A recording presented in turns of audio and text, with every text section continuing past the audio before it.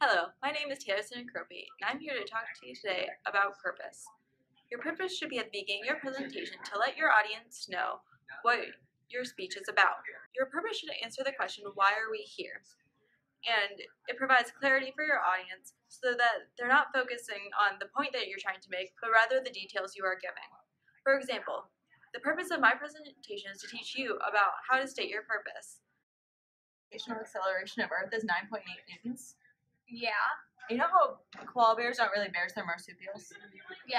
You know if you put Mentos in soda, it'll explode? What? Next is Sophia, who will talk to you about how to be conversational in your speech. Hi, my name is Sophia Kapp. Taylor just explained to you why it is important to have a purpose at the beginning of your speech. And I'm going to be talking about why it is important to have a conversational tone during your speech.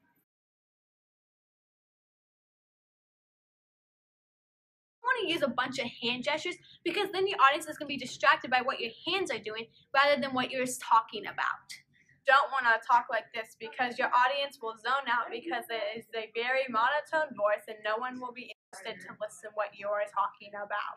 You don't want to be staring straight at your audience because then they're going to be creeped out and not be focusing on your speech. You don't want to be swaying back and forth, and you also don't want to be distracted by your clothes because that is also something the audience will notice and pay attention to rather than what you're saying. You don't want to say or like a lot because it makes it sound like you don't know what you're talking about. You know. Next is Jasmine to talk to you about the importance of using proper grammar.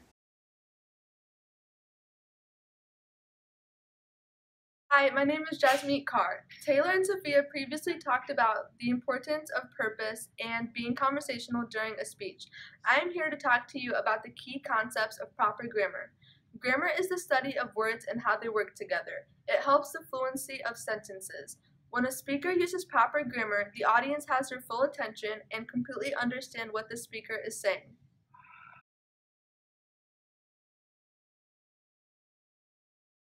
I'm here with Ms. Havig to interview her about the importance of grammar. What is going on your mind when someone uses bad grammar? I think the first thing that comes to mind is that person just isn't very smart, which fair or not fair, it's just the way it comes across. Right, okay. How does proper grammar benefit you when you're speaking? In exactly the same way. So when you're giving a presentation, it's really important that your words sound planned, and it gets after your credibility. It's not that I just got up here and winged it necessarily, but that I had a plan, I came into it, and I know exactly, not only am I an expert in my content, but I'm also an expert in how I want it to be phrased. And I think that's really important because then it gets after confidence. Right. Okay, what's the most common grammatical error and how does it affect their overall performance?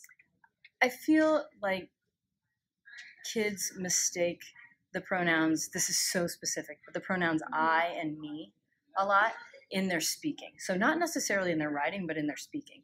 And it's not only in formal presentations, but it's also just in conversation, right? So I is a subject pronoun and me is an object pronoun, which you can magic lens that all day long, right? But the bottom line is you hear kids, people say, me and my brother went to the beach for spring break.